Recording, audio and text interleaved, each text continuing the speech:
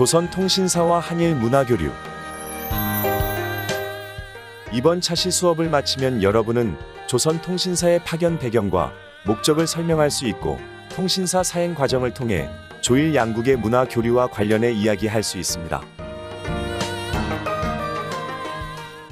이 그림은 1747년 에도의 니혼바시를 지나고 있는 통신사 일행을 그린 것입니다.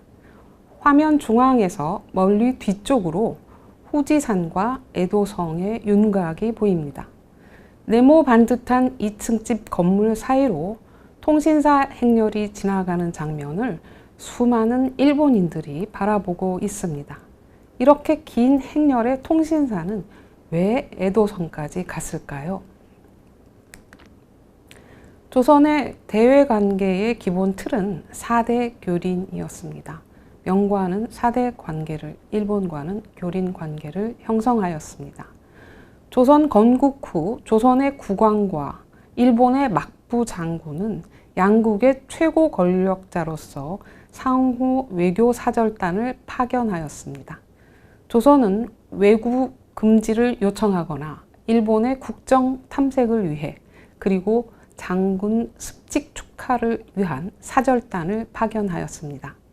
조선 전기의 사절단은 회례사, 보빙사, 경차관 등으로 불리다가 세종 10년 1428년 파견 때 통신사라는 명칭을 사용하였습니다. 한편 일본 막부가 조선에 보낸 사절단은 일본 국왕사라 하였습니다. 그들은 한양까지 와서 조선의 새로운 임금의 즉위를 축하하거나 생필품인 쌀, 콩, 목련의 무역 또는 불교 대장경 등을 구하기 위해 파견되었습니다. 통신사는 조선의 왕이 일본의 실권자인 막부 장군에게 파견하였던 정상 외교 사절단을 말합니다. 통신이란 서로 신의를 가지고 교류한다는 의미입니다. 조선 전기에 조선 국왕이 일본에 파견한 사절단의 경우 그 대상이 막부 장군이 아닌 경우도 있었고 그 명칭이나 파견 목적과 편성도 다양하였습니다. 조선 국왕 사절이 통신사라는 명칭으로 일본 막부 장군 축하 목적으로 파견되어 임무를 완성하고 귀국한 경우는 1428년 사절단이 최초였습니다. 15세기 후반 일본은 100여 년간 전란시대가 전개되었습니다. 그로 인해 1592년 도요토미 히데요시의 조선 침략 이전까지 일본과 조선 사이에는 쓰시마를 중심으로 무역 관계만이 유지되었습니다. 이번 차시 사전 퀴즈입니다. 다음 문장을 보고 네모에 들어갈 알맞은 단어를 생각해 보세요. 통신사의 통신이란 외교관계 갖는 두 나라가 서로 네모를 가지고 교류한다는 의미이다.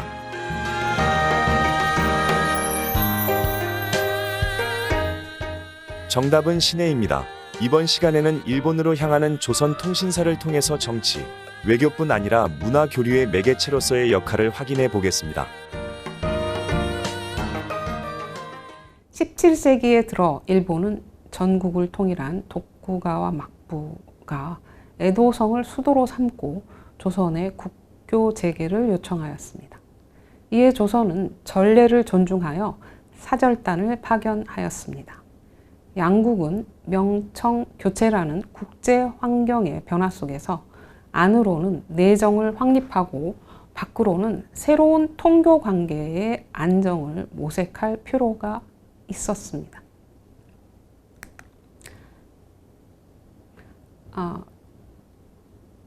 이 그림은 일본의 막부 장군 도요토미 히데요시와 토쿠가와 이에야스의 초상화입니다.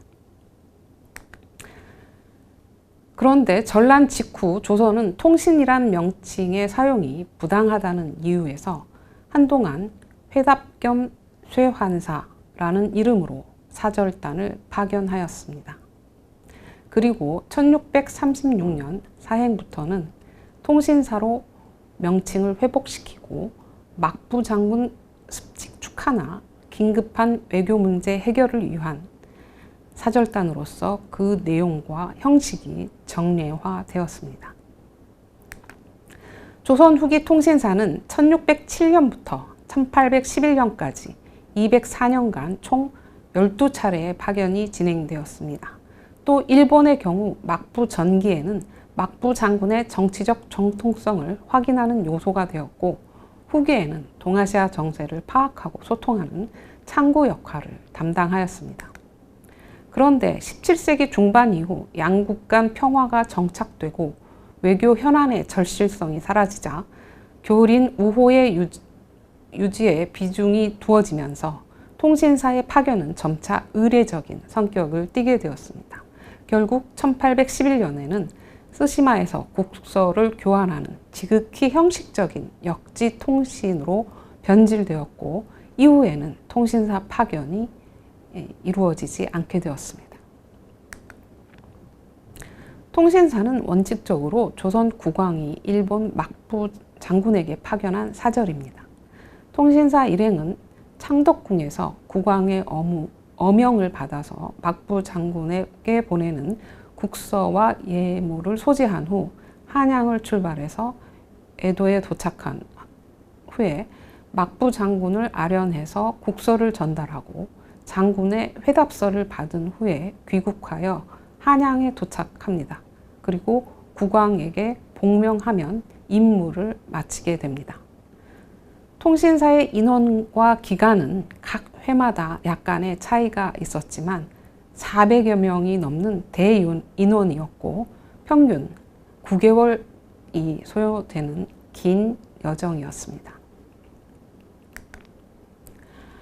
통신사 구성원으로는 사행의 총책임자인 정사와 그 아래 부사, 종사관, 즉 3사를 비롯하여 제술관, 서기, 사자관, 화원, 악사, 마상제인, 의원, 소동 등 문학적 재능과 기회가 당대 조선을 대표하는 이들을 선발해서 그 자체로 문화 교류 역량을 갖춘 문화사절단이었습니다. 통신사가 지나가는 길은 대략 세 구간으로 나누어집니다. 제1구간은 한성에서 부산까지의 육로이며 제2구간은 부산에서 오사카, 교토까지의 뱃길, 제3구간은 교토에서 에도까지의 육로입니다. 통신사의 배는 일행이 타는 기선 3척과 짐을 싣는 복선 3척 등 모두 6척으로 편성되었습니다. 통신사는 일본 측에 선사할 다량의 물품을 준비하였고, 그 종류, 수량을 감안할 때 증여무역의 성격을 띠는 것이었습니다. 통신사 일행은 에도에서 20일에서 30일 동안 머물렀습니다. 조선 국왕의 국서를 전달하는 전명식과 달회를 행하고 막부 장군의 회답, 국서와 답례를 받고 다시 왔던 길을 되돌아 귀로에 올랐습니다. 통신사행이 오사카에서 배를 내려 가마를 타고 에도에 도착하기까지 통과하는 곳들은 일본에서 가장 번성한 지역이었습니다.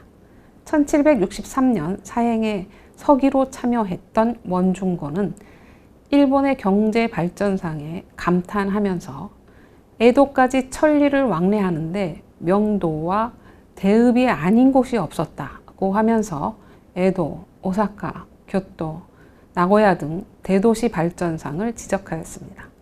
이와 함께 국내 상업 및 무역의 활성화에 기반한 일본의 경제 발전과 번영을 확인하였습니다.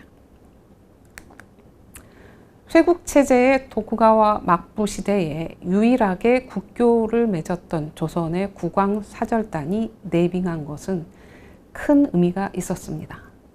막부는 조선의 통신사행을 국빈으로 환영하였습니다. 통신사행을 접대하는 데 막대한 비용과 인원이 동원되었습니다. 그리고 고위 관료로부터 학자, 예술가 및 민중에 이르기까지 이국에 대한 호기심과 선진 문화에 대한 기대와 열망에서 통신사의 방문을 열렬히 환영하였습니다. 조선 통신사를 통한 양국의 문화 교류 활동은 1655년 통신사행 때부터 시작되었고 1682년 통신사행 이후에는 매우 활발히 진행이 되었습니다. 그 내용은 문학과 학술을 비롯하여 예능, 생활문화, 기술문화의 교류에 이르기까지 다양하게 전개되었습니다.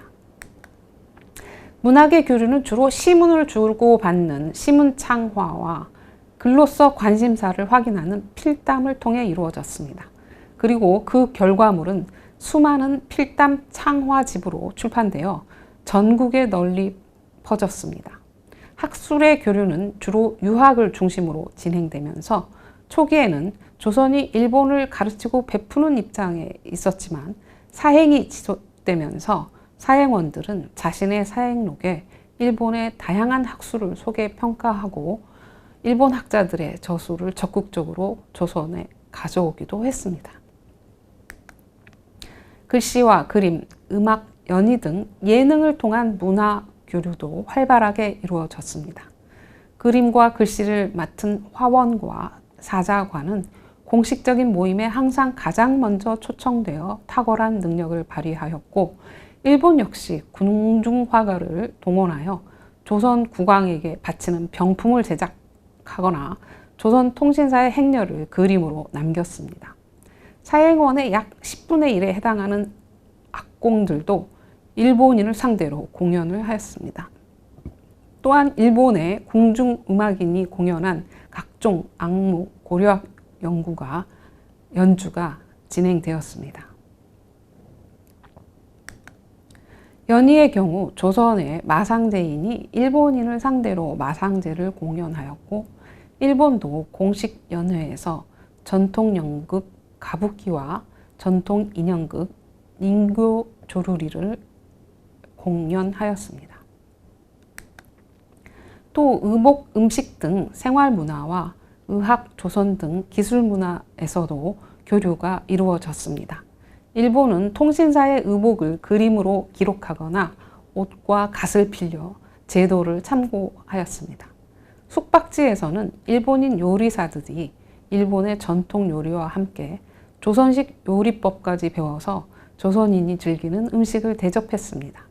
그리고 양국의 의원들은 필담을 통해서 의학서적, 해부, 탕천요법, 인삼 등 다양한 화제로 서로의 관심사를 주고받았습니다.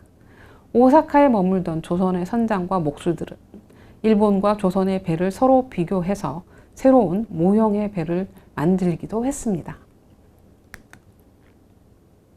이것은 그 통신사의 복장을 그린 그림입니다. 일본 요리사들이 조선 요리법을 배워 통신사 일행에게 음식을 대접했습니다. 당시 일본에서는 육식이 법으로 금지되어 있었지만 통신사가 방문할 때는 육식이 일시 허용되었다고 합니다. 이처럼 조선과 일본 양국은 통신사를 통해 다양한 문화 교류를 활발히 펼침으로써 상대에 대한 무지와 편견을 벗어나 이해의 폭을 넓혀갔습니다. 그리고 그 과정과 결과를 외교문서, 접대 기록, 사행록, 필담 창화집, 그림과 글씨 등 다양한 방식으로 빠짐없이 기록했습니다. 현재 조선통신사 기록물은 양국 문화교류의 실상을 증명하는 증거물로서 유네스코 세계기록유산에 등재되었습니다. 조선 건국 이후 일본과의 사절의 왕래는 양국의 현안 문제 해결과 평화 유지를 기본 배경으로 하였습니다. 17세기 들어서 급변하는 동아시아 국제 정세에 직면하여 조일 양국은 안정적인 상호 교류를 필요로 하였고 이는 통신사의 파견으로 실현되었습니다. 그리고 통신사가 지나가는 길에서 수많은 문화 교류가 진행되었습니다. 그 내용은 문학, 학술, 예능, 생활, 문화, 기술 문화에 이르기까지 다양하였습니다. 조선 사행원들은 방문지마다 조선의 선진 문물을 적극적으로 전파했습니다. 동시에 일본의 문화와 문물들에 관심을 가지고 수용적 태도를 보이기도 하였습니다. 조선 통신사는 바로 17, 18세기 일본에서 한류 열풍을 선도한 문화 사절단이었습니다. 그리고 그 과정에서 이루어진 문화 교류의 흔적과 정신은 현재까지 이어져 양국의 우호 교류를 촉진하는 원동력으로 작용하고 있습니다.